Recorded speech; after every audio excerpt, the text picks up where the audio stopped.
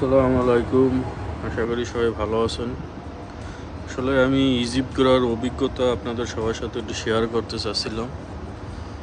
আমি যখন ইজিপ্ট যাই, আমরা দুবাই থেকে ইজিপ্টে অনারেবল যাওয়ার পরে আমাদের দুবাইয়ের রেসিডেন্সি কার্ড দেখার পরে এটা অনারেবল হয় যদি হাই প্রফেশনাল ভিসা থাকে এবং পার্টনার বা ইনভেস্টর ভিসা থাকে, সেক্ষেত্রে আপনি অনারেবল পাবেন। আর বাংলাদেশ থেকে অনেকে যায় ভিসা অ্যাপ্লাই করে, ভিসা করার পরে ইজিপ্ট যাওয়া অতটা আহামরি কিছু না, অনেক ইজি। তবে ইজিপ্টের একটা জিনিস আমি ছোটোকাল থেকে শুনছি, ফেরাউন নাকি অনেক লম্বা। আসলে ফেরাউন বলতে একটা গোষ্ঠীকে বোঝায়।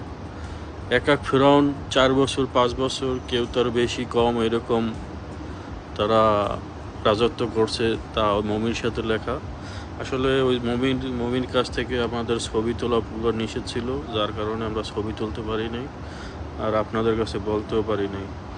ও হ্যাঁ, ইজিপ্ট সম্বন্ধে যদি কারো কিছু জানার থাকে বা কেউ যদি ঘুরতে যান, আমার সাথে কন্ট্যাক্ট করেন। ইনশাল্লাহ পুরো একটা গাইডলাইন দিতে পারবো, চিপ রেটে কীভাবে থাকতে পারবেন, কি করতে পারবেন। ইজিপ্টে অনেক রকমের স্ক্যাম আছে, সবাই স্ক্যাম থেকে দূরে থাকবেন।